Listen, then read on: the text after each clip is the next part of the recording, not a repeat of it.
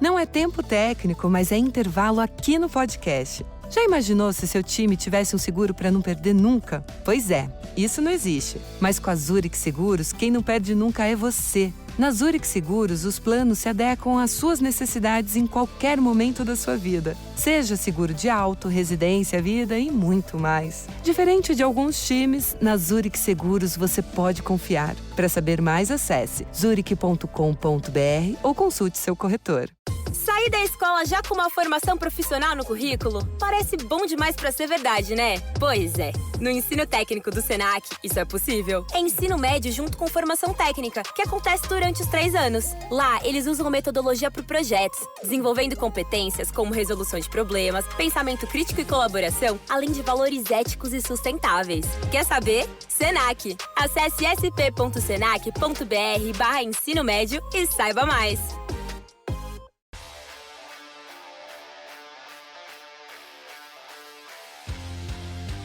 Ladies and gentlemen, it's the Power Rankings Show. It's week 13 of the NFL season. Week 12 is over. Week 13 commences. We start every show with news.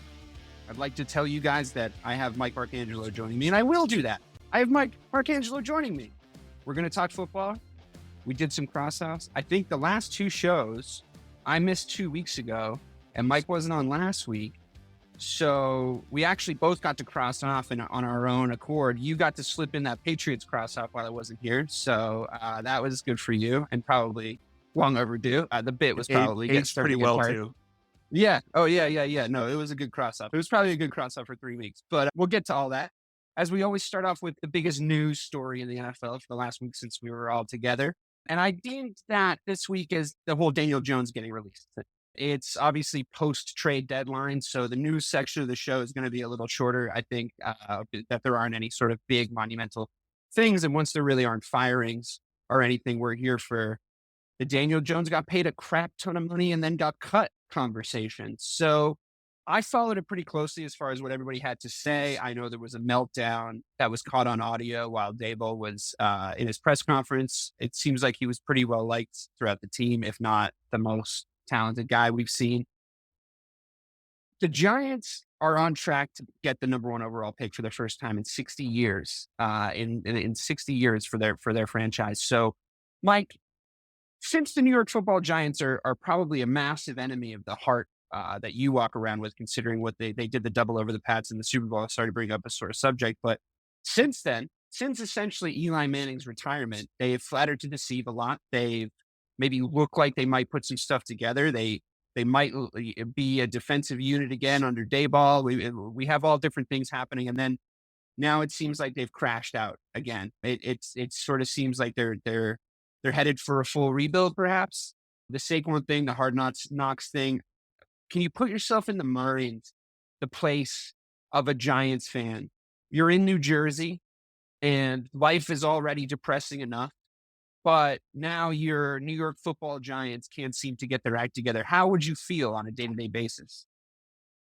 Pretty awful in the sense that like the takeaway from that whole Hard Knocks thing was, why pay Saquon, $30 million to be handed the ball off by your $60 million quarterback that you just released, right? So you've now lost all hope for the foreseeable future, for that franchise. But I do think, when you look back at the moves that they made in the offseason, they did shore up the offensive line. They did make gains on defense. They have their number 1 receiver who still, even with Daniel Jones as quarterback, is putting up great numbers. I think he looks like the best receiver to come out of the draft. Right. Yep. As of right now. I mean, it's still early. It's too early to tell. I think that there's been concerns with Marvin Harrison's sort of injury stuff already. I think Rome has obviously been in a very, very dysfunctional place in Chicago, but he's starting to look like maybe he can do a little bit more now that we've fired our dumb offensive coordinator. But Neighbors was actually looking like the guy that was propping up that Giants offense for the first few weeks, because you could just dump the ball down to him and he'll make a play. So it is a little disappointing that he might be stranded in a place, because all the things you're saying are true, but it didn't seem to matter. And Malik Neighbors is in the locker room after the game going, well, new quarterback, it wasn't the quarterback. And I'm like, Malik, I have to disagree with you, man, because replacing a bad quarterback with a bad quarterback isn't going to fix it. But Right. it might look like it was the quarterback if you guys put like prime Tom Brady in there. You know what I Yeah. mean? So like, Yeah. it's just, I'm just saying, like, it, we don't really know if the quarterback Right. position was the problem or not. I'd have to disagree with the young man there, despite his talent. But yeah, sorry, I interrupted you. I mean, I No, do think that the neighbors thing is good news. There has been good news in Giantsville. it's really hard to find a true number one wide receiver on a team without a quarterback. And they've somehow figured out how to do that. So you got that one. Like that's really hard to do. It's a good point. The downfall though is that they might have the number one overall pick for the first time in 60 years in one of the worst quarterback classes of the last 10. So, like, if you have the number one overall pick, do you trade down for like the 10th and hope that you can get Shador? Like, because I think that's you might need to do that because you're not going to pick him number one, and or do you get Travis Hunter and just say we'll just pay some quarterback way too much money again to come in and try and make this work? But I think the whole front office should be let go of in the New York for the Giants. Like that was you let Saquon go. Now you see what he's doing because you wanted to see if Daniel Jones was the guy. You knew he wasn't. Like you just knew it, but you had to justify the $60 million that you already paid him. And now you may set back your number one wide receiver a couple of years. But on the flip side, I will say, like, to your point of him proving himself to be the stud wide receiver of this draft, isn't that just because he has the most reps? Like he gets more volume. Like I think we know more about Roma Odunze if he wasn't their number 3. Because he isn't a number 3 wide receiver. He needs at least number 2 volume so that he can show us exactly why you guys took him 9. Same thing with Marvin Harrison. Like, that's an injury thing. Yeah. Yeah, I agree. I mean, we've definitely seen the most of him, and he was put in the best position probably to shine. Not what I would have predicted before the season started, but I do agree that's definitely been true. I think having knowing the position, knowing what it feels like to be in the position that the Giants are in, where everything, you thought this and this was going to work out. You thought this and this was going to work out. And bang, you're headed on an express train to the number 1 overall pick again. I have to say, taking the first rule for me would be take the best player available to you at the pick that you have.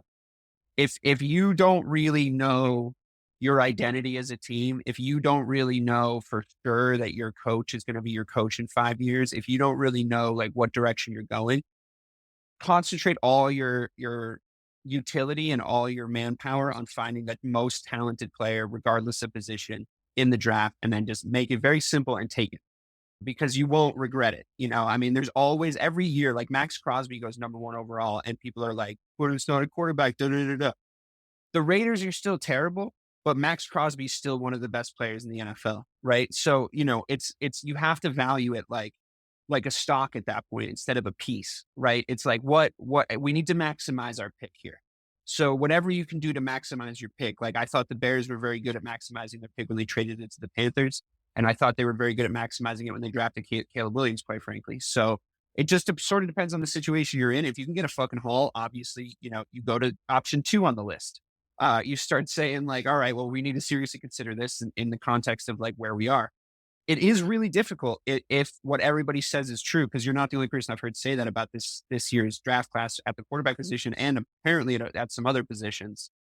So, is it better to trade for something 2 years down the line, for something 3 years down the line? And you sort of say to yourself, let's strip our expensive assets right now and start a full rebuild with the exception of Malik Neighbors and start to go fourth as a team that's starting over. Because if you start over in the NFL at the QB position, you're generally kind of starting over, period. I mean, a lot of the time, right? Not always, but like it is it's a pretty big setback considering the importance of the position in 2024. But more to come on the Giants. Not on this show though, because they've been firmly crossed off since like week 3. Go ahead. I just do want to add one more thing about the Giants on this show, Please. Not to directly defy what you just said, but we've been hearing everywhere that Bill's going to go to the Jacksonville Jaguars.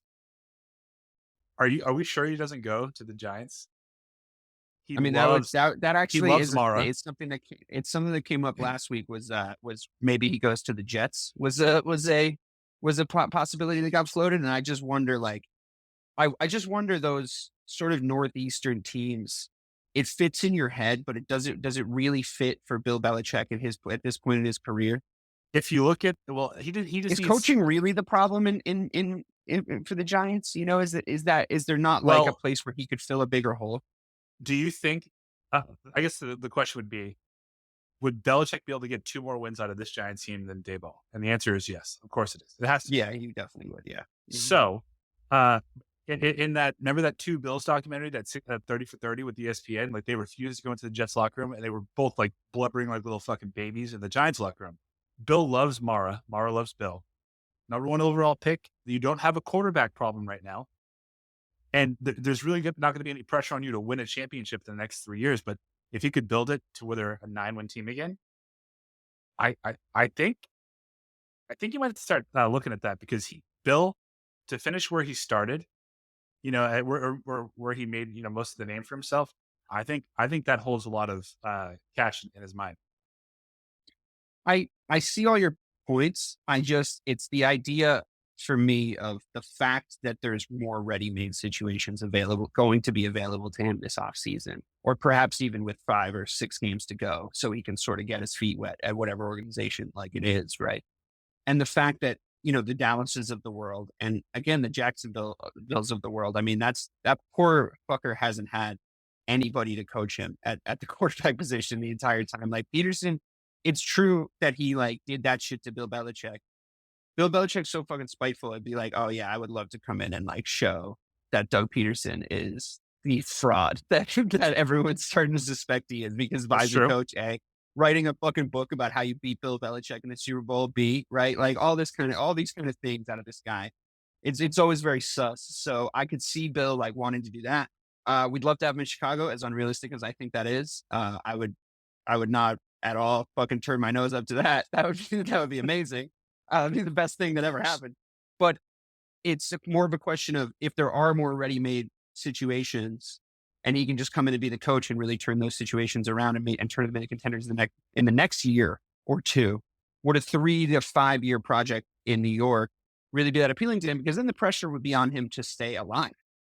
You know, like then the pressure would be on him to not croak, because he's not a young man. So, I mean, you have to take these things into account. I'm sure he doesn't expressly think about that, but like maybe his wife does. Girlfriend. You mean his 23-year-old girlfriend? Sorry, his 23-year-old girlfriend. Actually, yeah, she's probably trying to work him to death. if she's smart. Okay, well, moving on to the cross-offs. We have crossed off a lot of teams. There's only 2 that I want to discuss briefly that are already on the cross-off list. So let me let you guys know who we think is definitely not making the playoffs this year, and we've officially put the sanction of the cross-offs on them. The Jacksonville Jaguars, the Carolina Panthers, the Las Vegas Raiders, the Cleveland Browns, the Tennessee Titans, the New Orleans Saints, the New England Patriots, but we're going to talk about them, the Giants,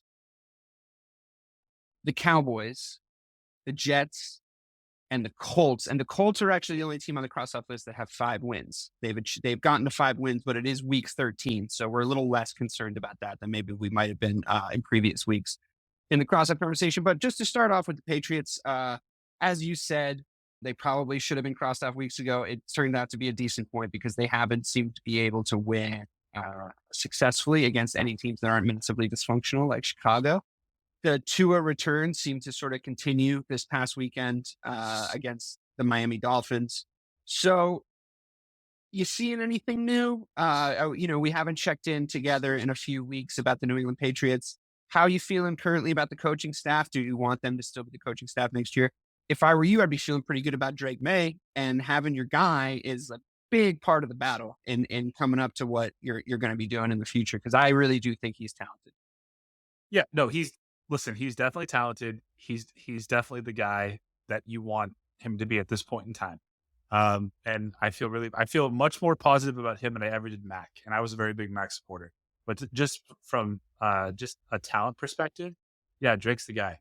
Coaching, I think you have to keep Gerard Mayo. I don't know that I would want to, but I think they're going to, just because Kraft has made such a public spectacle of the fact that he handpicked Gerard to replace Bill 4 years ago, because, you know, he's Nostradamus. So he's going to get at least 2 years. You need to get a real, like, veteran, weathered offensive coordinator in here because what we're doing right now is not working. And I think you want to make sure that, you're going to have some guy be there consistently with Drake. But about Drake, like your question, so there's lots of positives, right? But one of the glaring negatives that I've seen that I'm starting to notice is he has the most turnovers since week 6, which is when he started, like his first game. Now, I have 11 total turnovers. So a lot of bad habits right now are creeping in that I understand it's because when, desperate men do desperate things. When the game that was gonna be my rebuttal. It's like they're really asking him to try to make plays to win games that you're are right. that are like on fire already. So it's like he has to take risks. Although I will admit I've seen him throw some interceptions that are diabolical. Like really bad interceptions. When you're down 27-3 and you're running all the way to your right, you throw a crossbody to your left, and it's a completed pass. We call that the Donovan McNabb, I think. Right. But you start thinking, oh shit, I can do that. And then you do it in a game when you're down 3 and it's picked because the defense is playing a little bit different. So the fact that he's been playing so much desperation football makes me a little bit concerned that these bad habits might be there to stay.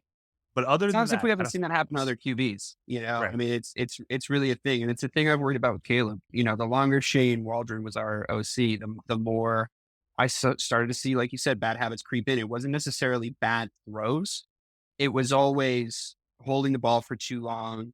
He would get a little footsteppy in the pocket when he would get sacked a few times. He wouldn't make the right decision to just throw it out of bounds, and I still see things like that. And I understand watching your QB is what I'm trying to say. Is like, I understand watching your QB and being like, okay, yeah, like stop doing that though.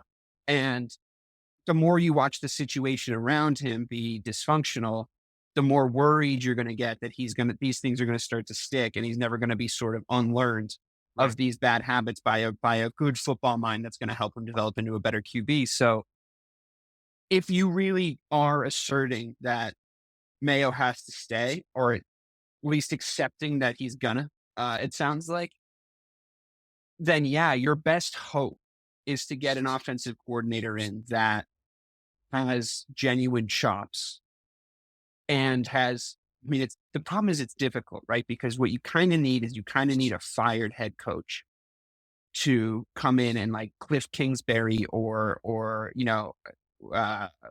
what's another good example of a guy who's doing good? There's one guy I'm forgetting that's a good OC this year, and he was the head coach previously. The one that I'm looking forgetting for who I'm thinking of specifically. is Who do you want? Not in the NFL anymore, but he's the offensive coordinator for UCLA, Eric Bieniemy. Get me the guy that worked with fucking Patrick Mahomes. Get me him. That's a good call. That's a really good call. I wouldn't mind that in Chicago either. They have something on him. Like someone has P tapes on him because he's never been a head coach in the NFL. Everyone always says like there's these weird red flags. Fine. So bring him in to be the OC because I'd feel much better knowing that he was the one looking after Drake May and calling the plays as opposed to, Alex Van Pelt. And because you can see it. And I don't know how closely you've been watching Patriot games because you have your own thing going on up there in Chicago. So like a little, that's too much. That's too much Debbie Downer for one day. But Van Pelt does not know how to call based on the feel of a game. Like Drake will go 5 for 5 on short passes, and then he'll just call like a reverse run that goes nowhere, and then it's just run up the middle, deep post, sack, punt. Like, what the fuck are you doing? What are you doing? Yeah, it's difficult because my team actually has the opposite problem. Is we play too much situational football where we allow ourselves to be affected by the context of the game, no matter what. And I'll come on to explain whose fucking fault that is a little bit later. But because that's easy to tell.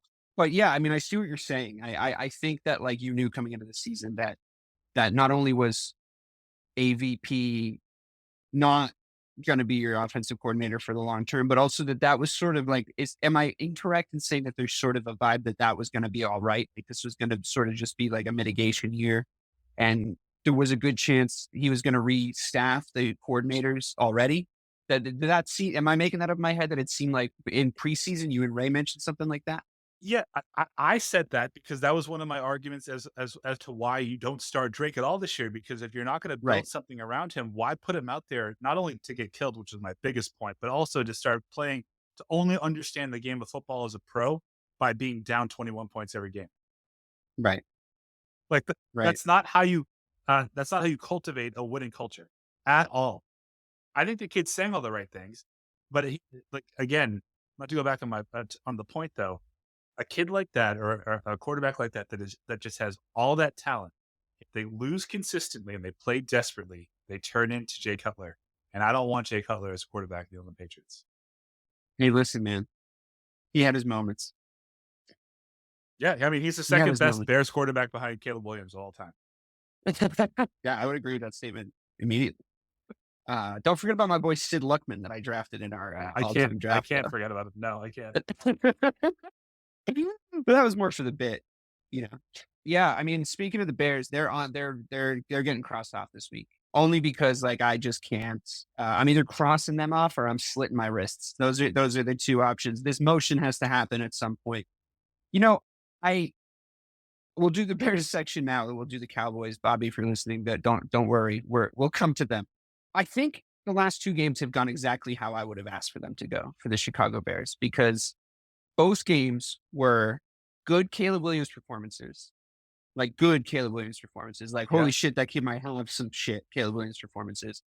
And losses that you can 100% blame on the head coach. So it's like, you know, there's a lot of doom and gloom right now in the Chicago Bears fandom, of which through the magic of the internet, I am connected to their thoughts and feelings. And I have had discussions with them in various Reddit threads and comment sections. And yeah, like we're all on fucking suicide watch, obviously, right? That we have a lot of anxieties and a lot of worries and a lot of stresses in our lives right now. Most notably, like, please don't break our quarterback. Please don't break this guy, which, you know, you just got done sort of saying you're in the same boat there, right? But we fired Waldron, and since we fired Waldron and brought in somebody that has actually watched at least a game of football in Thomas Brown, he has put together two pretty decent offensive performances by doing things like having the blockers block instead of the wide receivers, which, you know, again, I mean, these are things there's a feeling in the Chicago Bears fan base that he might actually be a fucking genius, like a mastermind of football. And I'm like, guys, like, he's just doing the simple things like correctly, which is, you know, all you can sort of ask for. And then he's also doing this great thing where he's looking at Caleb Williams and being like, you're the dude. We live or die on your game. Like, that's how it is. That's what I always wanted Justin Fields to have here, because you don't know otherwise. So the great thing is we have a good roster. So you can be in competitive games with all these really good teams and at times look like a competent football team against, you know, the 9-win now Vikings, against the Texans, who like look a little dysfunctional this year, but they're like in a higher tier. I would think you would agree than, like, you know, the shittiest of teams. You romp on the teams you should romp on a couple times, and you get to the point where you can let your quarterback win games of football for you, right? And he's not playing from a position of losing, like you were saying about Drake. You know, he's actually showing us multiple what should be, if you didn't have a complete idiot as a head coach, game-winning drives. Like, the best thing about watching Caleb Williams right now is that when you need him to go down the field, he can go down the field. He'll like make it happen. He can produce it. And that to me is, if I was building a quarterback from what I've watched over my lifetime, that is the absolute number one with a bullet quality that I would put. It's a little bit of an intangible, like, why can he do it at the end of the game? But I also know that the guys I've watched that are able to do that, there's too much time on the clock, you can't give him the ball back guys, are named Tom Brady, Patrick Mahomes. Like, I mean, come on. You know, like, that's the quality you want in a QB. So seeing that has given me like a new lease on life. But the fact that I keep waking up every morning and Matt Eberflus is still the head coach of the Chicago Bears, when he finds new and creative ways to destroy a day of the week for me. And then I like not really help a few days after that, to be quite frank. then I have no fucking idea, to be honest. I don't even understand what the thinking is over there. Put Thomas Brown as the HC. Make it a Joe Mazzulla situation.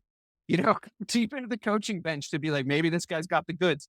Give him the runway at the end of the season and be like, I don't know. Seem like he has kind of an aura. Like, let's fucking ride with it. At this point, I'd be fine with it. At least it would feel homegrown, It's funny, the juxtapositions between the Pats and the Bears right now. It really is. It feels like our fates, maybe through the power of friendship and this podcast, it feels like our fates are sort of inextricably linked through the cosmos. And there's a lot of reverse situations and same exact situations going on both fields. And it's stressful, to be honest with you, because what it really comes down to is we both have first year QBs. And what we know about the game of football is that your franchise is only as good as your quarterback. And I will just say, though, that's just the way it is. To make you feel better and to put the razor blades down for a second, hopefully, is that at least you have the quarterback and the talent around him. So the necessary change is literally just a competent head coach, like you just said, which there's a world where we make like a good draft pick in the offseason and sign like 2 good free agents and release that absolute tit in Stevenson that was celebrating and the whole Hail Mary thing. Release him and like don't allow him in Illinois ever again. Like put a warrant out for his arrest. Yeah. And hire someone who can coach a football team and we become a double-digit win team next year. So that's not a terrible spot to be in. It's just that they won't. Like the Bears just keep not. They keep not. And that's the thing that like is like the biggest worry, because the day I wake up and they've hired the new head coach, hopefully that day it even comes. The day I wake up and they hire the new head coach, I feel like the name's going to annoy me. I feel like it's going to fucking piss me off. And I'm going to have to come on here and I'm going to be like, well, I'm going to give him a chance. But, breaking news, new head coach of the Chicago Bears, Doug Peterson. I actually would quit. That would actually tap me out. That would tap me out. That would be it for me. I think you would work yourself into a fucking pretzel trying to, just be positive on him for like 2 weeks. I don't know, man. Advisor coach? I don't know. I'm pretty strongly opinionated on advisor coaches. And I'm actually have said a lot of shit about him specifically. I know. Because like he's the kind of dumbass that I know. My friend Matt, who came and filled in on the show last week, did a very similar thing to me and made a very similar joke, except he said the name John Gruden. And it was just like, oh, sweet Jesus Christ. Like that would really just mess me up, man. That would mess me up. But yeah, I don't know. I guess we'll see, right? I feel like it's going to annoy me. There's a lot of Ben Johnson head up. There's a real contingent happening because of for obvious reasons. I mean, what you're seeing him do in Detroit is like, the level of offensive coordinator that he clearly is, leaps and bounds ahead of like his competition at the moment. He has a lot of talent there, but man, like you can just see that it's the schemes, you can really see what they're doing there. It's just like next level. And I wouldn't, of course, at all be upset if it was him. A lot of people, myself included, are a little bit more like guy with head coaching experience pick, which just because of where the team is, just like where like developmentally, like a Ben Johnson would be great for you guys. I think that would be an amazing thing because you can then let him carry out his vision with your GM or however you split up the responsibilities. You can let him carry out his vision of building his own team, right? And then like getting to a Ben Johnson built-in ran team, which I think like a lot of people would want to see. But I think the situation we're in, and I think the Bears are going to approach it like this, unfortunately for the Ben Johnson heads, is we're made to go and try and compete to win now. So we probably need another edge rusher. We probably need to sort out like a pecking order situation and probably not re-sign Keenan Allen and use that money to definitely on the offensive line. And I still think we have enough weapons for Caleb in year 2 if we let Keenan Allen walk and we like sort of give more reps to Rome Odunze. So yeah. And then you just spend money on your offensive line, like spend money on it and then probably another edge rusher and then bang, you're good to go. And we have cap room and we have looking like a pretty high draft pick. So like, here we are, right? Ben Johnson, I wouldn't be mad. I'm just letting everybody know this is probably the more realistic scenario. If we're still blue skying it, pie in the sky in it. Mike Vrabel, would probably be my number one choice. Ron Rivera, not a name on a lot of people's lips, but a guy I would trust to come in and really like stabilize everything and make the defense play fast and good.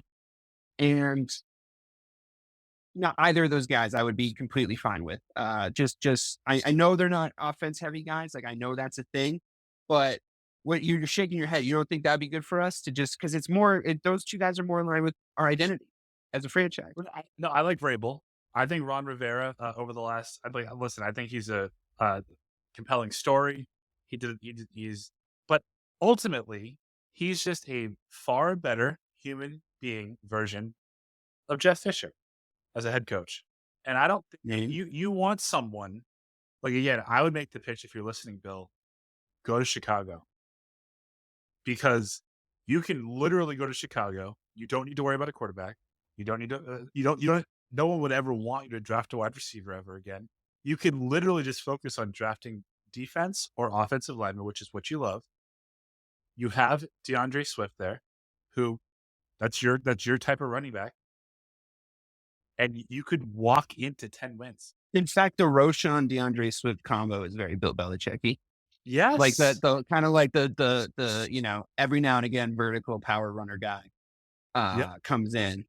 But the guy we trust with the ball, the gadget guy is this dude. No, but you need a guy like Vrabel to, like the head coach that you needs to have, swag and balls to take all the pressure off of Caleb.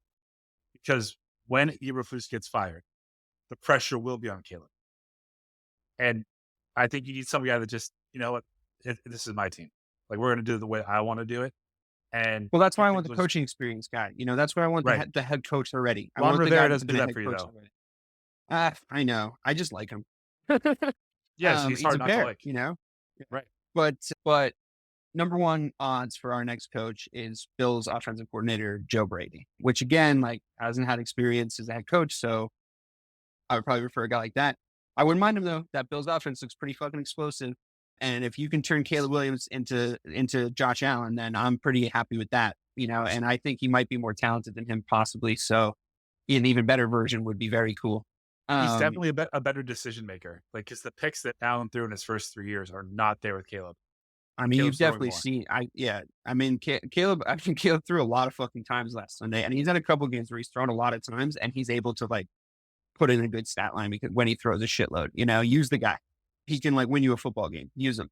But I think if Brady did come in, I would really love to see us keep Thomas Brown, the guy that's gotten promoted in-house at OC. If I was telling Brady this, I would just be like, buddy, just get a guy that knows the players that's on your side already. You know what I mean? They already like him. He's on your side. It's an easy win for you. You're already an offensive coordinator. You don't even have to that job. So him being young and inexperienced at that job is good for you because you're going to be more hands-on the offensive side anyway. And then please go and get Robert Saleh to be the defensive coordinator. That's what I would like, to be honest with you, because he wasn't a terrible head coach. He had a fucking terrible situation get him fired. He wasn't the winningest head coach of all time, but he got that job because he was a great DC and he makes his defenses fly around. And that's what this team is built to do. We play this dumb Eberflus soft zone, let guys just turn around and catch the ball on you 10 yards whenever they want. Bend, don't break, fucking bend, then break, more like. I got no interest in that. Robert Saleh is run at them really fast and hit them really hard. And I'm like, yes, that's the defense that I want to see. He's like, let's blitz because getting blitz sucks. It's like stuff like that. Very easy stuff, Let's be aggressive. This is our field, that's how the personnel of our team are built, but we have too nice of a guy, I guess. He's like, oh, let's let the other team score. I mean, geez, they're trying so hard out there. He's got that Urkel-ass personality. You just know he does. So, hopefully we even fire him, to be honest. All right, moving right along to the rest of the league. Thanks for that fun Patriots-Bears mashup chat. Teams we haven't crossed off, but are definitely hovering. The Rams. Weird. I think that they're kind of good still because they have a good head coach and they have good skill players. And I know their QB is aging, but he's still a gamer, man, and it's if they're not a team I want to see, if they do make it into the playoffs, they're not a team I want to see in any way, shape or form. I know that they don't even have an above 500 record. They're 5-6 right now. And that stinks, but I don't know. I can see them game put a back few wins together. I know their division stinks. So it's like I could see them winning a few games and making the playoffs and then being like the worst team for you to see coming in, I'm sure, in the wild card round or something like that, you know? So I don't know. I'm really hesitant to cross them off until like the kind of the last possible second because I still sort of like watching them play football and they still give, you know, they're probably not in that tier of the teams that they've lost to and they've lost to them for sort of good reason, barring injury. But I really do like McVay. And I like since Stafford has even left Detroit, I like him, you know, and I just think he's tough. He's just like he's the grizzled old QB now, and it's like it's kind of fun to watch him. So I don't know, like would you try to wait as long as you could before you cross these fuckers? Yeah, I wouldn't cross them off yet because that head coach, everyone's getting just got healthy within like the last 3 weeks.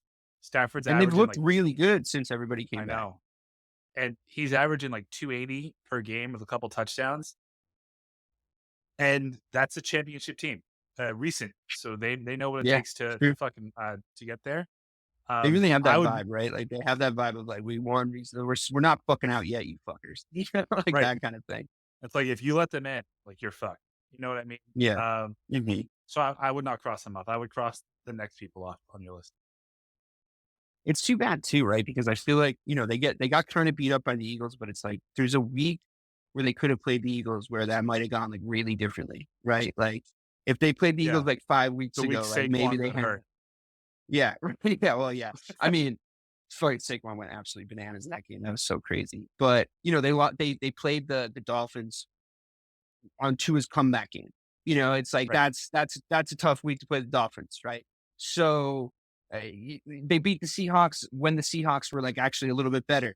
They were like were they the first team to hand a loss to the Vikings, but they beat the Vikings, you know? Yeah. So it's like they're there to win games against teams that you would consider in the upper tier, even if might have a take or two about those upper tier teams not being like as good as people think, the Vikings. But it's still, you know, you gotta beat the competition in front of you. So I don't know. I'm hesitant to cross them off.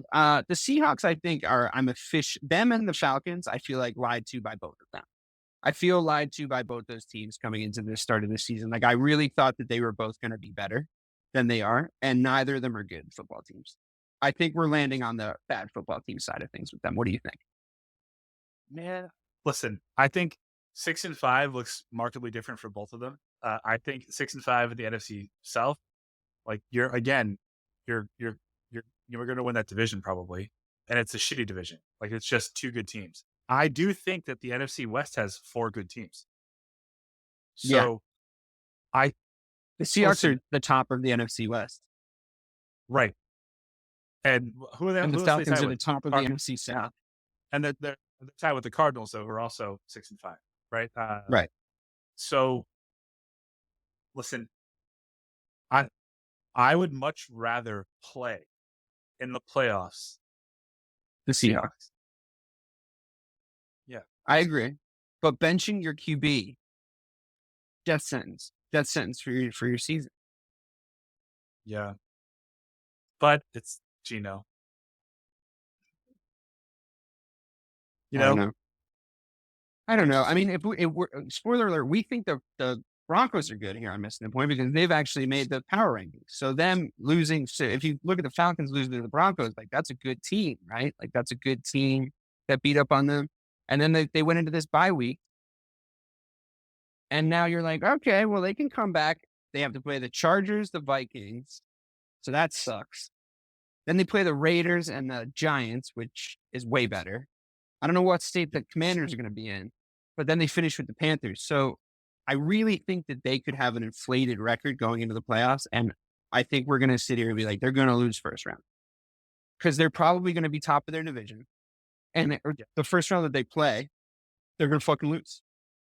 And that's a bummer, you know, like that's really representative of the sort of weakness that the NFC is about to send into this playoff picture, right? Like, I think we knew the AFC was the stronger division at the start of this season, but I don't know if we thought it was this much of a disparity, right? Like, we're going to be sending in a bunch of teams that would get absolutely buzzsawed by the top 6 teams in the AFC, you know? yeah. I mean, So, the top three NFC teams are it. Like those are legit.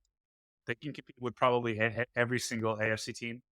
Other than that, you're right. It's it's dog shit. I mean, even the Eagles, like they've been looking really, really good. They're getting hot really right good. around like the holidays. I wonder how far you can go with a coach like the Eagles have. Like I wonder how far you can take them in the playoffs. It like that has like catastrophic loss early written all over it because of their coach. I know that people are watching the games and be like, "What, are you crazy?" And I'm like, I've just seen the Siriannis of the world decide that it's time for them to take the wheel really hard in playoff scenarios, and you have a shock defeat to a team like the Rams. You know what I mean? Like Right. you slip on the banana peel right away because he just doesn't have you ready for playoff football, which increasingly over the years has become a different animal from its regular season counterpart. I think watering down the regular season with a 17th game and watering down the regular season with like long international trips for every team now to weird places and dumb fucking Friday night games on terrible turf or what, soccer field type scenarios or whatever, and everybody's sliding around like they're the ice capades. I think your players are not idiots. I think to become elite at the level that they become elite, they have to have at least a little bit of a sense of things. And they're like, fuck you, dude. I'm protecting myself until I get to the playoffs then. Or my team's winning 2 games and I'm like, I need a contract. So like, I know how to let off the gas pedal from 100% to 86%. So it doesn't look like I'm not playing my hardest, but I'm not putting my fucking life on the line for you. And then when the playoffs come, everybody is in the playoffs. So they go, all right, let's try and win this shit. You know what I mean? Like, we just got to win like 3 or 4 games in a row. Here we go.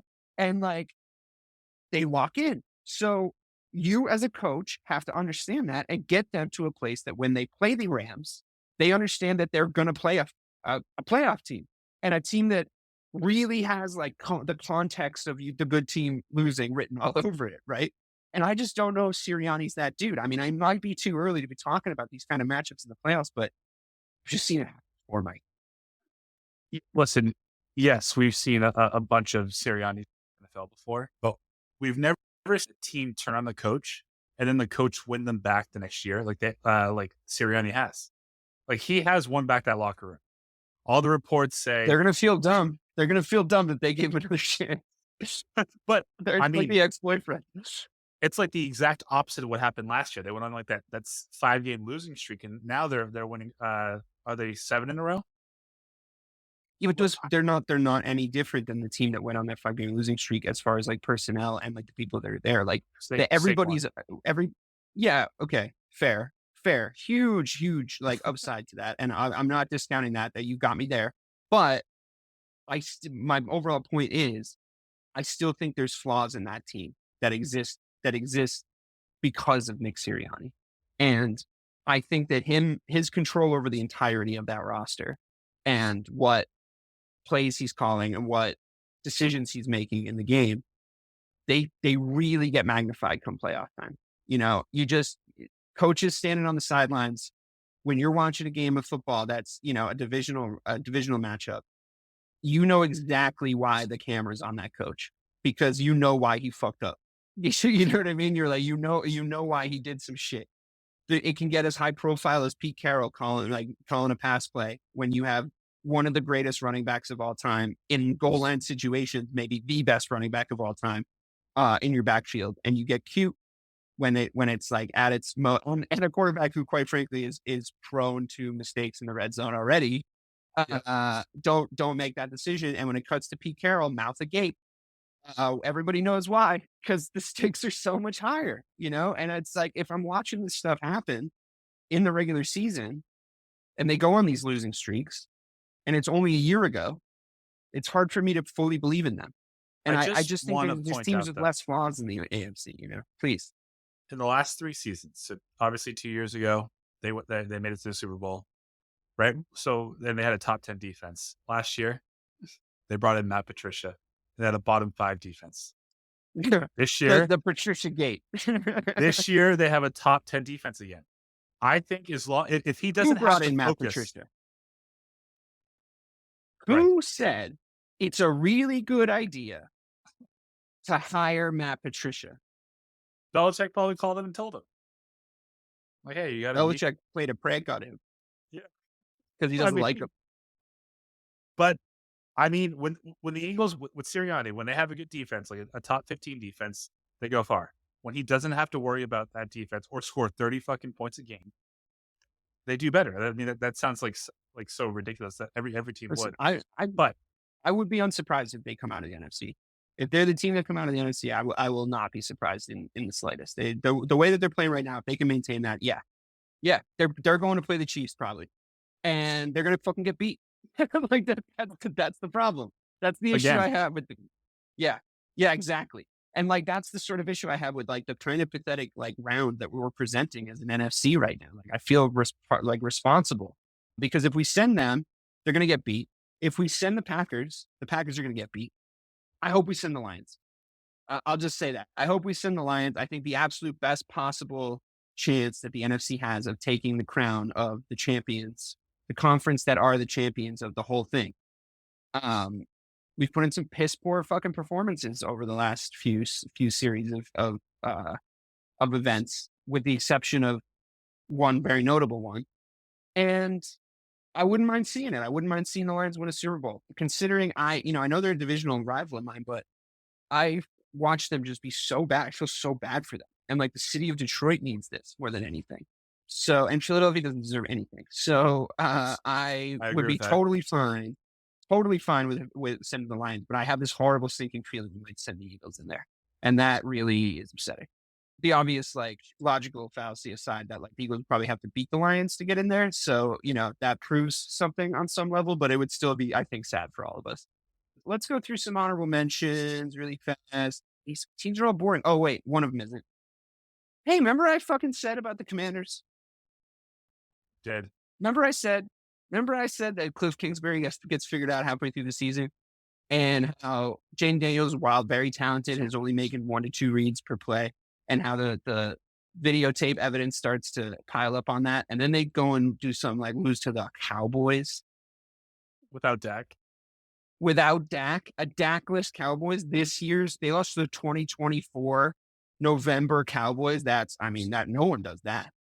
No one does that. So am I a little happy that Caleb over the last few weeks since the Hail Mary has actually definitely looked like the superior quarterback to Jaden Daniels? Yes, I would have taken that. Despite our sort of dwindling fortune in the actual wins department, I have faith that they'll be able to put a couple more wins together, but I do want to take a victory lap about that shit, because running a simple offense works for the first few weeks. It just does. And then it starts to taper off. I think you saw the same thing happen in Seattle. I think you saw the same thing happen in Chicago, in the sense that the person that was running the offense was simple and not that the offense was simple. But, there's examples of it all over the place. How the 2 games they lost before that, I think, are justifiable. But this had to be a bounce back game for them. It's a QB that's very young. I wanted, honestly, everyone to just get off his fucking case, regardless of if he was good or bad, because we're so reactionary in society and as a sports fandom these days. And I was banging the too early to tell drum every single week for the first 13 weeks for all the QBs, no matter how good or bad that they were actually playing, because I've just seen it. I've seen bad to good. I've seen good to bad. It's just not enough time to know. But nobody wants to listen to that. They just want their opinions. Bust. Fucking bust. He's the one. He's the guy. Everybody wants that. That's the world we live in 2024. And he's not a bust, right? He definitely, he's talented, but like the amount of pressure we put on these guys is my point, and it's like the way that you talk about Caleb and the way that we both talk about Caleb and Drake, it's fair for us to talk about Jaden Daniels the same way. 100%. 100%. It's just about now the reaction in kind when he starts to not perform as well as he was performing the first few weeks. Like I made the case that he had that deep ball to Terry McLaurin, and it's like guys are going to start not getting hit by that. Like it's one throw. So guys are going to start getting non-hit by that. Like they're going to see that tape and be like, okay, so when we see Terry McLaurin run really fucking fast down the field, safety who's already there, you should probably get over there and help, right? Like you should probably do that. And ironically, the Bears are the people who put on tape what to do against them. The sort of the way we were with them in the red zone was the thing that worked against them. It was like, no, you can't do this in the red zone. You can't do this anymore. You can't do this anymore. And then this guy's going to spy you for the whole game, including the Hail Mary play for no reason, but he's going to spy you for the whole game. And I remember the Bears doing that to Michael Vick. They were one of the first teams to do it to Michael Vick. It was like, oh shit, we can actually keep Vick quiet, but we can't win enough games to like do anything else meaningful. Very similar, but I think he's talented. I really do. I just think it's like, no, we don't need to make these decisions yet, and like, what kind of situation is he going to be in next year? Or like, are they going to make the right choices to put the right personnel around him next year? Because there's obviously flaws with that roster still. They didn't expect him to be this good this fast. So they have to start ramping up their plans, moving their plans forward. It's very CJ Stroudy, like there's some questionable stuff about some of the non-decisions in the offseason to put stuff around CJ Stroud. And I'm not saying he's been performing great, but in his sophomore year, you kind of wish that I understand injuries have been an issue, but I just sort of wish there was some things there. I mean, I'm still saying that about Joe Burrow and how they haven't put anyone there to protect him since he lost in the Super Bowl because his offensive line was Swiss cheese, and it's like, it's upsetting to me when there's derelictions of duty. So I do hope that I do hope the Commanders do the right thing by him and the coaching staff, who I think are performing really well, but they've dropped off the top 10 list.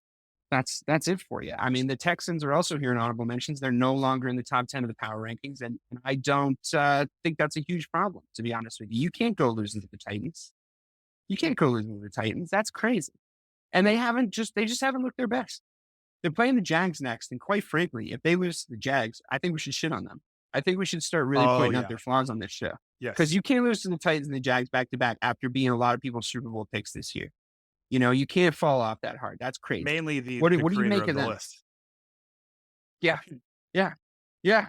exactly. For Bobby to leave the Texans off the power rankings, like he must really feel a certain way.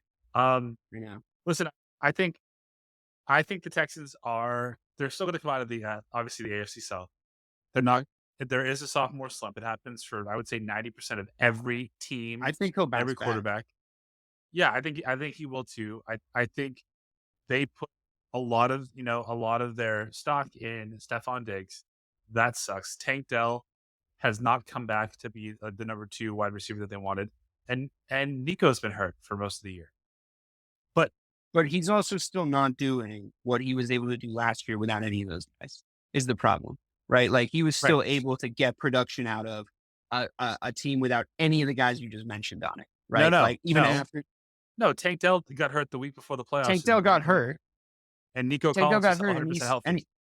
Yeah, but Nico Collins wasn't as good as he is, I think. I think he's like gone up a huge level. No? Dave. Like this is first full name, not even like acronym. He was a fucking Pro Bowler last year.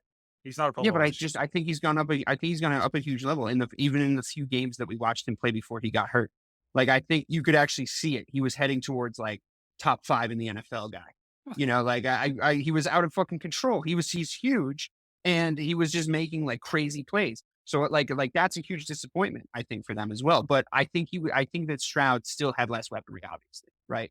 And even when Tank Dell went down, he was able to still make plays, and it just doesn't seem like his performances are at the same level that they were this time last year, and I think, yeah, if you give him his weapons back, we might have a different conversation on our hands. But also there's been a few sophomore slump moments with the head coach too.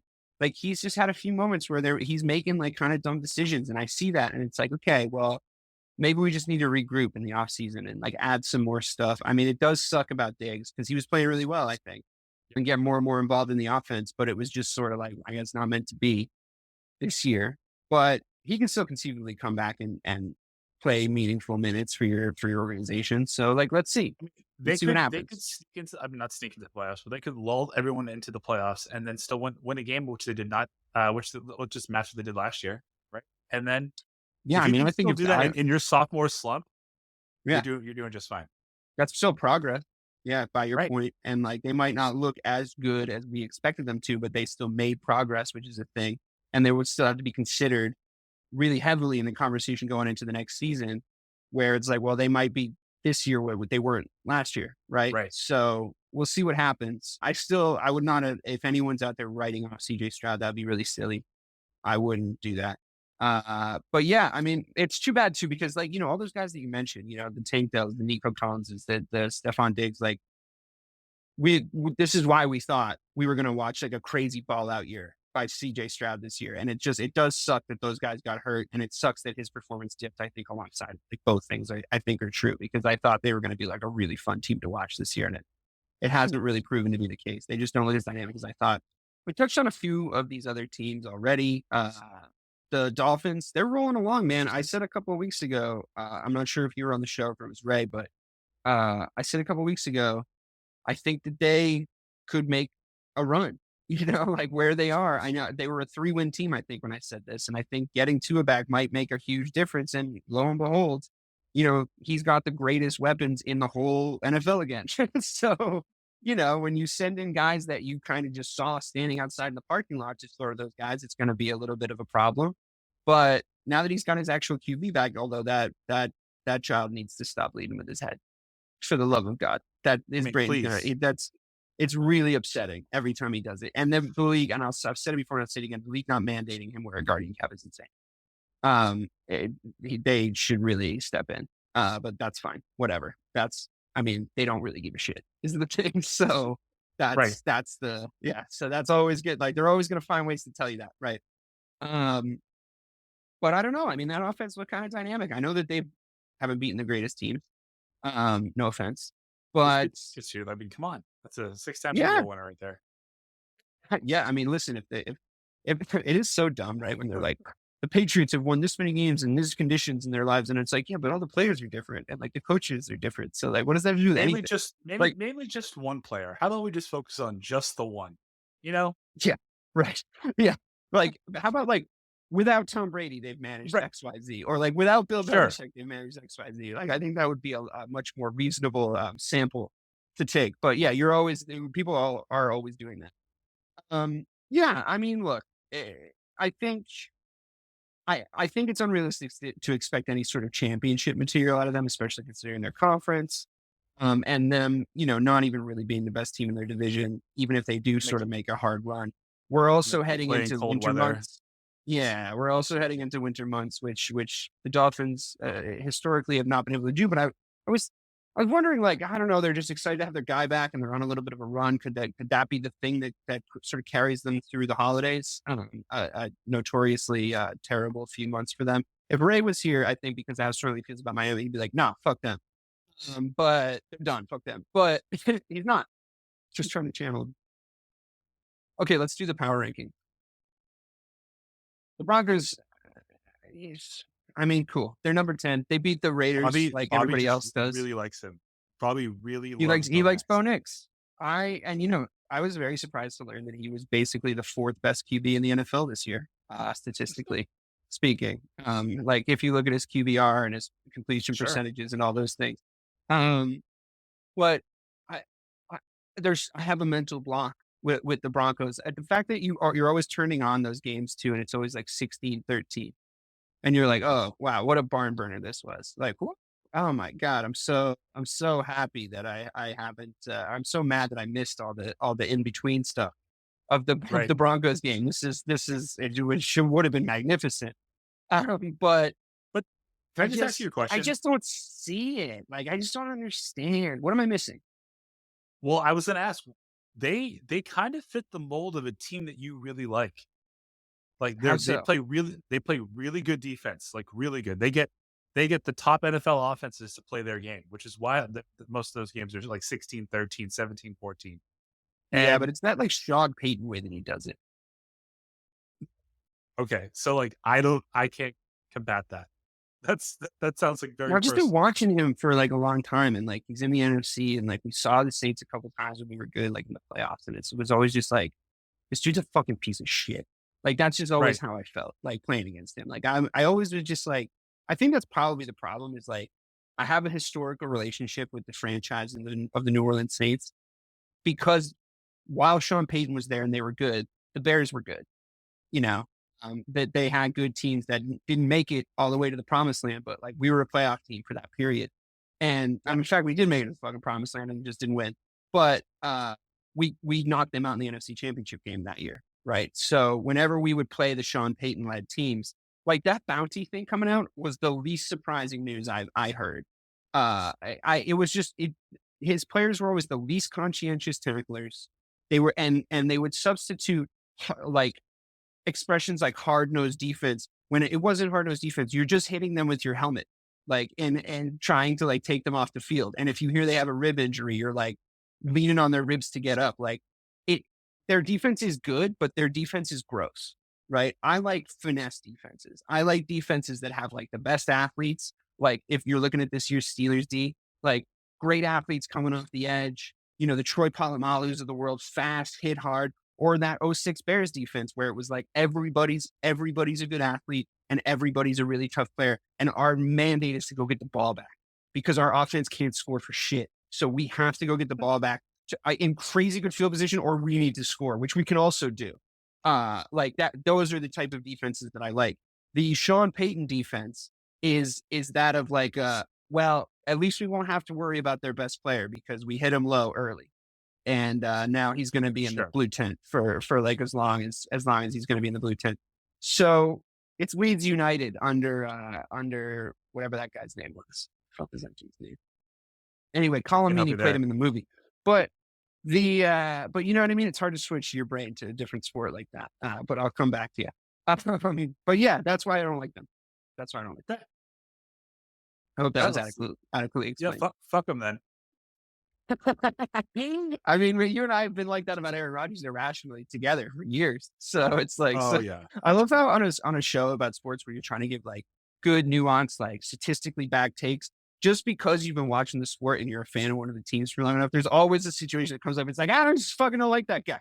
It's just like, because in every other reason, like you'd be like, oh, that's my team. That is, they shouldn't be that good on defense. They are. But like, you know what, Broncos. It's a good point. It's a good point.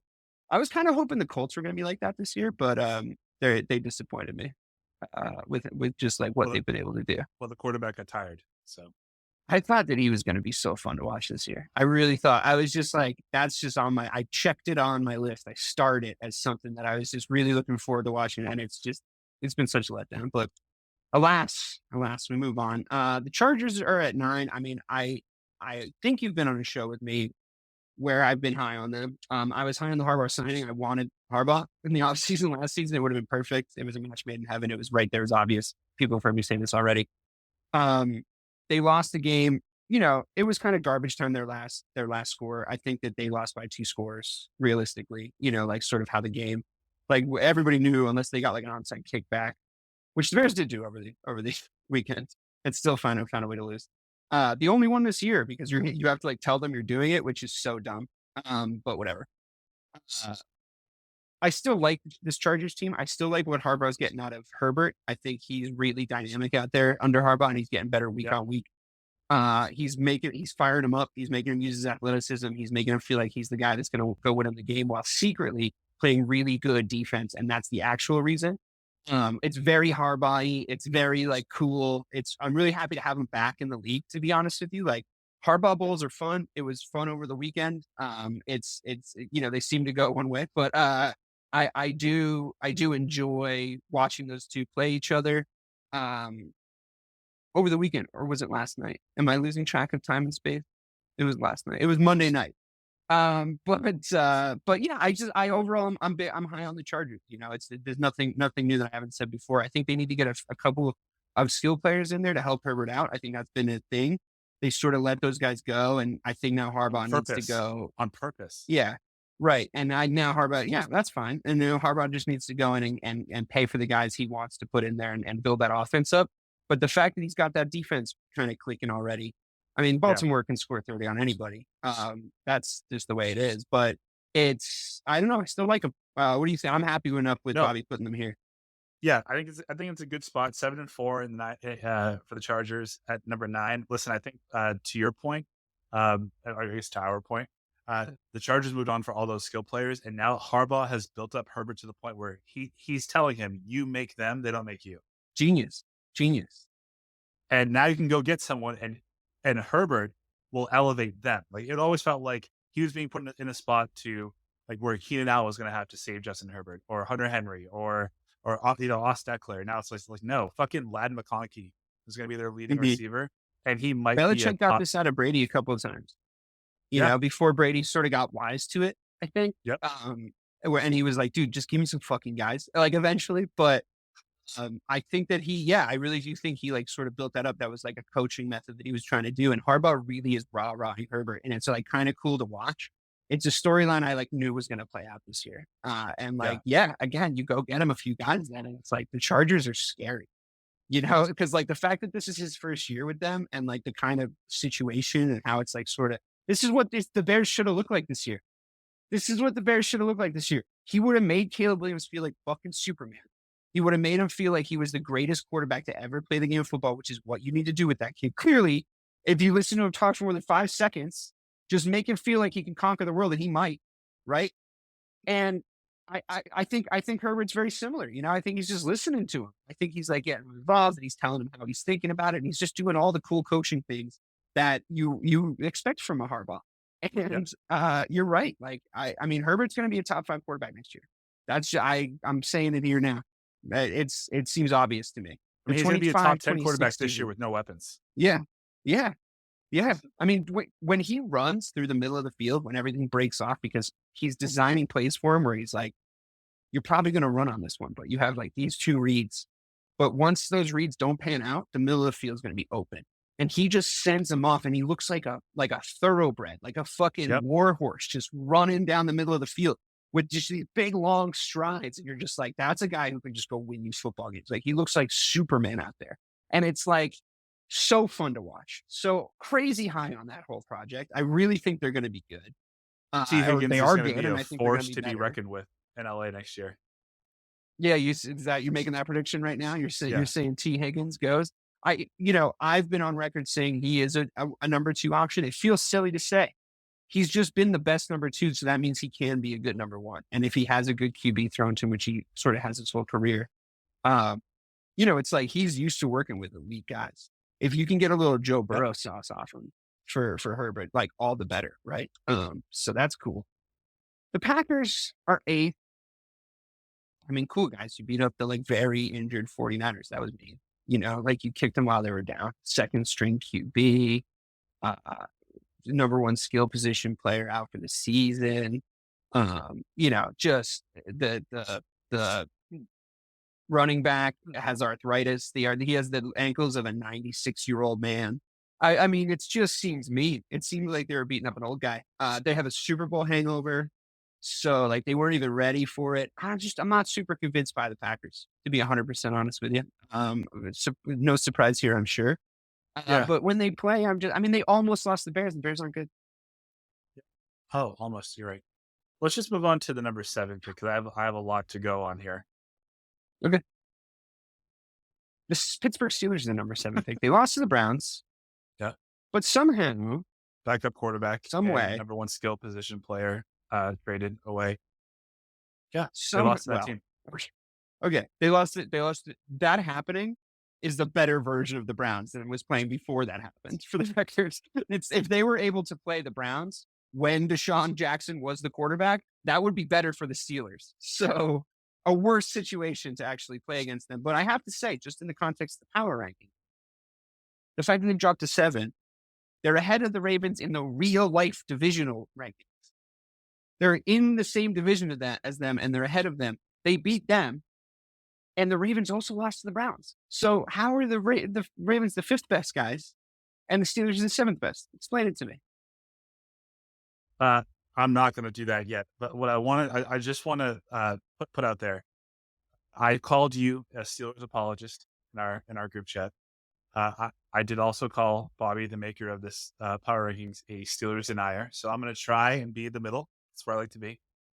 I don't think I'm an apologist for them. I think I'm put in a position to have to defend them because of irrational hatred. I think that your irrational hatred for other teams that have done similar things as the Steelers exposes your flank. And I'm going to give you an example. In week 4 of the NFL season, the Green Bay Packers lost to the Minnesota Vikings 31-29. And you in our Discord were like, Love's not the guy. this team's a bunch of fucking frauds. They can't do this. They lost to Sam Darnold, blah, blah, blah, blah, blah, blah. And I was like, dude, it was just a tough divisional game. You're like, nah, dude, it's just, that's not it. That's just not the guy. Okay. Russell Wilson and the Pittsburgh Steelers just lost to Jameis fucking Winston and the Cleveland Browns. So it's apples or apples. You either share my sentiment for both or your sentiment for both. It can't be one or the other. It actually can't. No. Here's why. Here's why it can be one or the other. I have a massive bias built in about the Green Bay Packers and Pittsburgh Steelers. I have a slight bias built in for the Pittsburgh Steelers. No, I'd say it's a massive bias in your heart. I'm saying there's a chance I hate the Packers more than I love my wife. So there's a chance that that's the case. I would have to really do some like soul searching, and really dig around in there. But there's a chance I hate them more. No, of course. Yeah, I mean, I think on my logical biases, yes. Yes, I obviously am going to let the Steelers off the hook a little bit more. Yes, you're right. I'm a Steelers apologist. I accept that part. I will now allow you to make your actual case now that I've admitted that I am an apologist. But I don't think I'm as much of an apologist as Bobby is a hater. How's that? I think he's a Steelers denier, 100%. I also think that he's still snake bitten from 3 years ago when he did not put them at number 1 and they were 12-0 and you lost your fucking mind. And it turned out in the end, he was right. But as far as why the Ravens higher, because of all the reasons. I don't actually think he was right. I think when a team's 12-0, they should still be number 1 in the power rankings, unless there's another team that's 12-0. And in that case, there wasn't.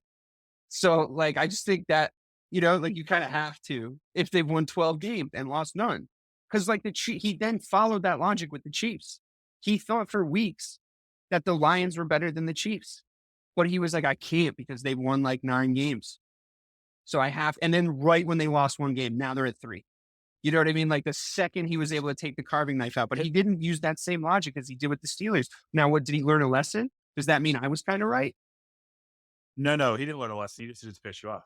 But that's just that's just what that is. See, I think you learned a lesson from the Chiefs, because I think he had that year where he was shitting on the Chiefs and they just won a Super Bowl in his face. Yeah. So I think that, sure, that snake bitten from that too, maybe. Yeah.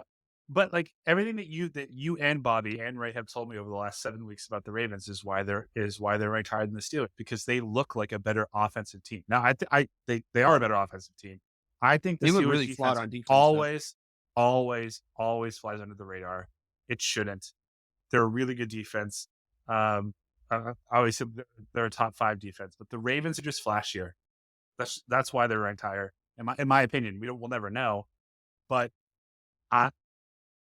if I'm the Ravens, I don't want to play the Steelers ever, because they are your kryptonite. They do not have as good of an offense as you, but I promise you will not score 30 on them. Right. And can you hold them to 15?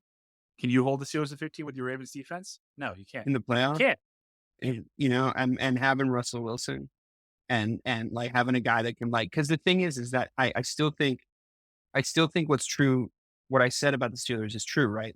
All jokes aside, they have improved drastically offensively, right? And they already had an elite defense, but they've improved drastically offensively. Pickens and Russ have a real connection. He's making him start to look like a real elite wide receiver, which, the guy has had nobody throwing in the ball. I understand he's out of his mind. I understand he's completely lunatic. That's fun for me. I like that. But whatever. What are you going to do? This is the kind of wide receiver the Steelers produce, which I've always liked. Even before I met my wife, I always thought it was funny how they could always produce a great skill player out of nowhere, just grab it out of a hat. And this skill player was always out of his mind. And then they had to move on from him at the right time. And always produce an elite defense, right? So I will just say, just to do Bobby the favor of hearing me stick up for the Steelers, I will say a Thursday night game in really, really weird weather conditions against a divisional opponent. Yeah. A divisional opponent that always beats them, really is their kryptonite, always beats them. They beat them 5 out of the last 6. In a really obviously contexted banana peel game, does not humbling 4 places in the power rankings make. to be honest, but I expected it. One thing I will say as a sort of counterbalance is I saw a stat, and then I saw the stat come true in the game, that their red zone offense is really, really bad. And the way that they're able to score and hold teams to a very low score is still how they win football games. So that means that sort of anointing Russ as like the answer to their prayers was probably a little bit premature, because unless he can start getting his efficiency in the red zone up to at least mid-level, right? Like they need to at least mid-level be able to do it. Then they can't be considered serious Super Bowl contenders. Can that happen with the weapons that they have and the offense that they're trying to build? Yes. I think that this was the first setback for their offense. I think they've gone from strength to strength since Russ took over. And I think him being 4-1, I think you're sitting pretty right now. I think you're happy enough with that, to be honest with you. Yeah. You would have taken that before he walked out there. So yeah, 100%. But I don't think that your take on the red zone efficiency thing actually matters, because I bet because of the field positioning it. I bet the stats would be like, yeah, like they have like a 35% red zone efficiency, but from the 35-yard line, they have 65%. Just because of the way the offense is built. Yeah. What they couldn't do before was push the ball down the field. So defenses could also always pin their ears back and go after the quarterback. They can't do that now. So now it's time for Najee Harris to actually step up and be a number one running back for real in the red zone, and utilize your tight end. Russ has always been below average in the red zone, but far above average for the mid to deep ball. So if he can do that for the Steelers with an elite defense, why can't they compete in the AFC title game? Yeah, I think that's fair enough. It puts them in a position where they're playing, if they're playing a really close game where the clock puts them in a position where they have to score, then you don't love them in that situation, right? Which is a situation you sort of need, as opposed to like they did a good job of getting out front and playing good situational football, and now they need their defense to get a stop, right? So in today's NFL, you sort of need both if you really want to win, and the Chiefs have both in playoff situations whenever they want, right? Like that defense really does look kind of awesome this year, even if Mahomes is like output by the numbers is down. So if you want to beat the Chiefs, because you're right, the Ravens don't want to see them, because the Ravens have flaws in their defense that where it's like you can't really say that they can do both, because they're the way they are defending the deep ball. Unfortunately, they're going to get killed by like whoever they see in the title game if they don't sort that out, right? They've gotten a little bit better at it, I think, over the last couple of weeks. Like they've recognized that it's a problem, and what a novel fucking thing for your football team to do. Mine doesn't. They recognize that it was a problem and are trying to fix it, which is good. But when you think about them in the context of the Chiefs, still, you're like, I don't see it.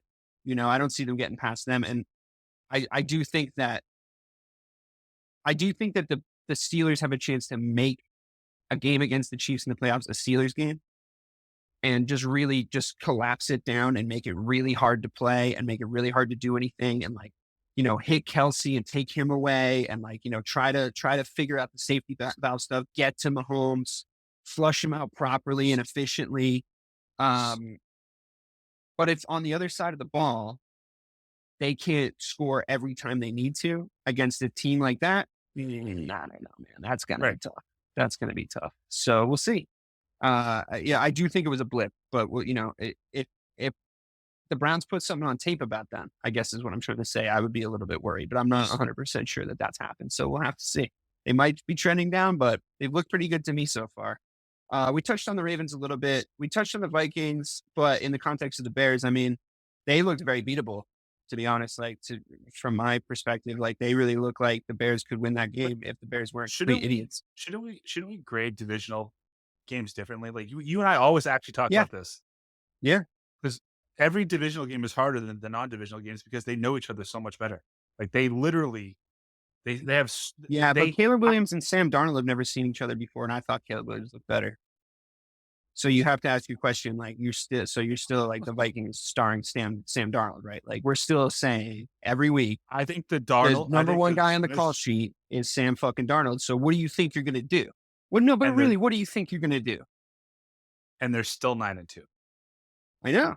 So that's a testament to so their identity other hasn't key changed at people. all from Kirk Cousins. Their identity hasn't changed even slightly from Kirk Cousins, is what you're telling. No, you have Like a they're gonna quarterback they're gonna go lose in the playoffs. In prime time, yeah, mostly. Yeah, great, good for them. I think Sam Darnold's better than JJ McCarthy, though. Do you? Yes, 100%. I think we're gonna learn that next year. Puts them in a really interesting spot, though, doesn't it? Like we're in a little bit of a Phillip Rivers, Drew Brees situation. They have to make the right choice here, Right? And they kind of have to make a choice, right? Like probably this offseason. Yes, Sam's only under a 1-year deal, so now I wouldn't pay him $40 million a year. Yeah, right. Wait, you have to sort of ask yourself where the numbers are looking, right? Because you still have JJ on the rookie contract, but it's the whole thing about like taking like the pressure, like, and is it fair to like leave him there? Can you look at Sam Darnold and be like, well, what are you, some kind of bitch? Like you can't handle a little competition? Or is he the guy that, is he more, no, get him out of here, dude. I'm here to play QB. Like I'm not dealing with that all season. Like I wonder what his personality type is. I don't really know. Is it possible that the situation he was in before this was the problem? Yeah, of course. Look at it. I mean, that's sure. And then he learned how to play quarterback as a backup 1 year under Shanahan.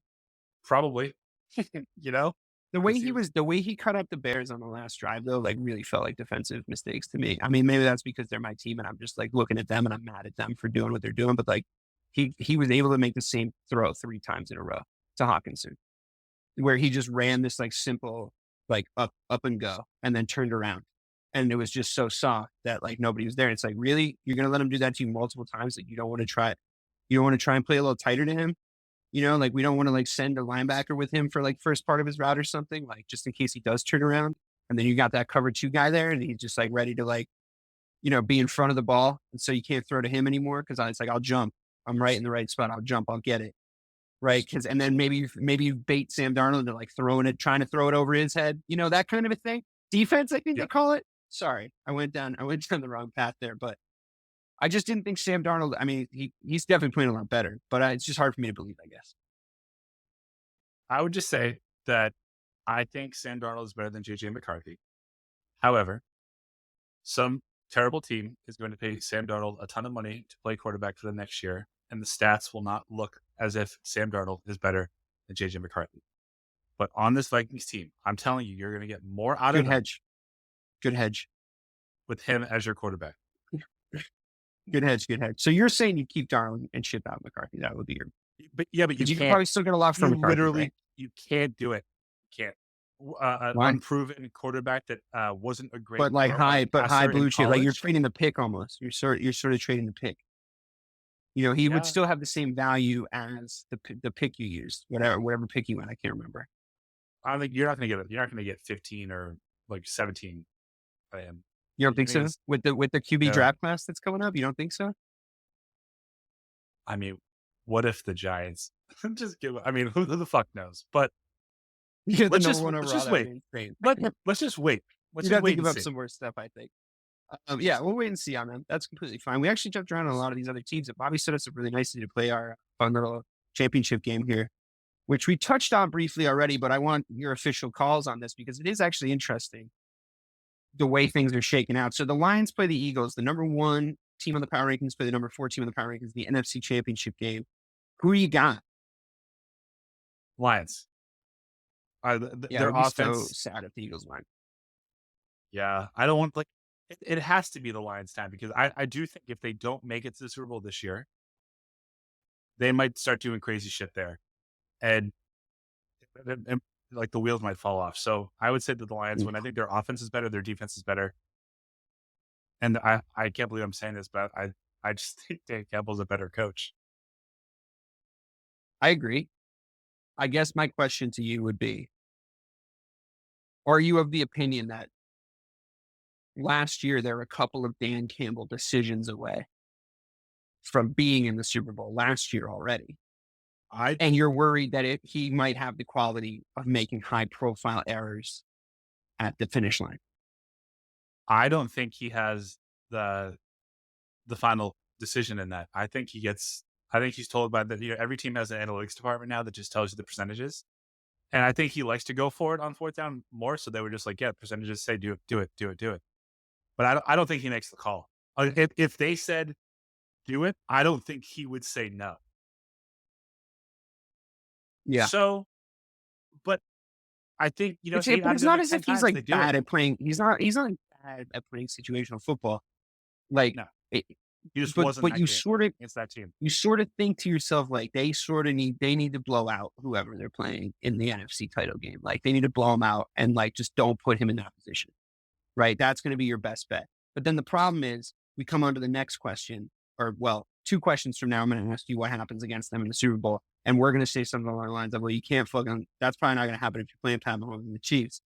And yeah, so you got the Chiefs playing the Bills. The Bills have looked great. I will say, despite them, and you know it too. You know it. I know.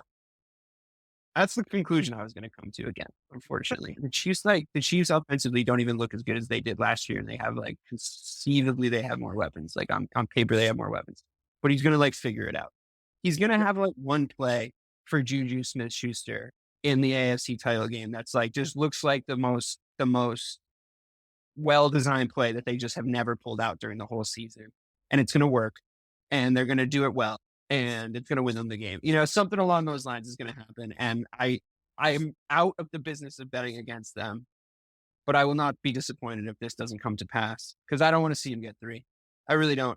Because it's going to force us into this conversation about Mahomes and Brady. I know. It's going to force us into this conversation about Mahomes and Brady. I don't want to have it, because it's just not. He doesn't get there until he matches the numbers. And it's the in a row thing everybody's going to stack onto the back. And it's like, no, dude, because then I'm going to have to go down this path of explaining to everybody that he doesn't have a comeback like the one against the Falcons on his resume. He lost to the guy. Twice. 2 times. He was never able to get him. It's not different eras that we're comparing here. He was just never able to get, probably not even the greatest version of him. So sorry, dude. And I admit that Mahomes wasn't the greatest version of himself, but neither was Brady. So sorry, dude. And lastly, I just have to say, 7 is a bigger number than 3. Right. He's got to be at 6 for me until we actually start talking about it. And I really do think it's that far away. Because I would still say Brady's 7 was against Mahomes, and his 6th he had to beat Mahomes to get it. So yeah. So it's like, needs 8. Right. He needs 8. I know. I'm not introducing at this podcast. We should really put it in the bylaws that we don't go down that road, because everyone else is gonna. Well, I'm glad it didn't happen. But if the Chiefs would have gone 19-0, or I guess 20-0,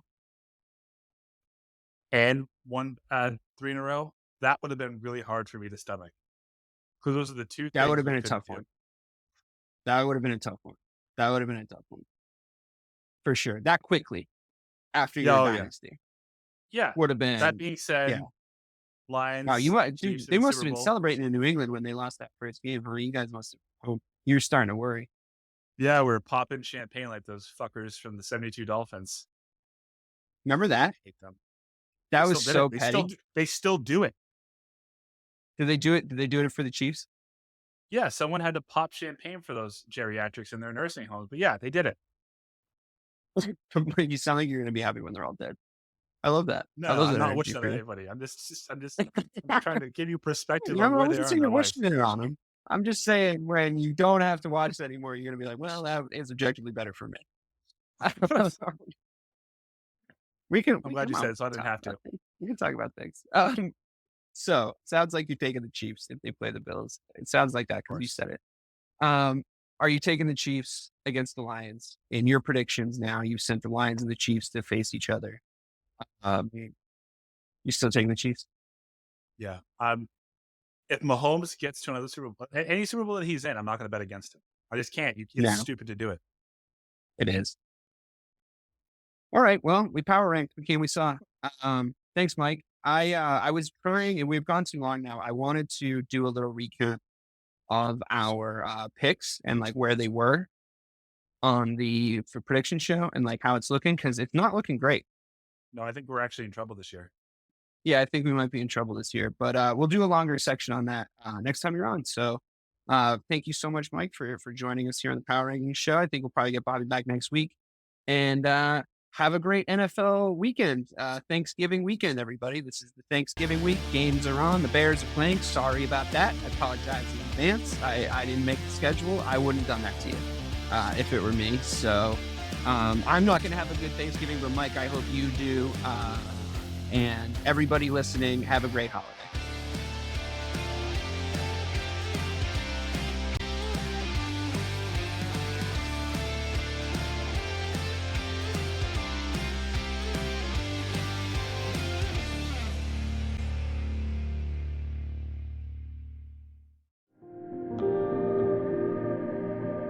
Everyone has heard about the U.S. space program, but what is actually going on at NASA? Get the real story in 4 minutes or less with the NASA Daily Podcast from Electricast. Join astronauts and researchers as they conduct groundbreaking experiments, work on the International Space Station, and reach for the stars. NASA Daily, your cosmic update. Electricast. Have you ever wondered what actually happens in Congress every day? Stay informed on Capitol Hill's daily happenings with a concise, factual summary of the Senate and House of Representatives' activities from the previous session, free from bias, on the Congressional Record Daily Digest podcast. Subscribe on your favorite podcast platform and discover the process from the heart of U.S. politics. The Congressional Record Daily Digest, an Electricast production. Electricast. Electricast.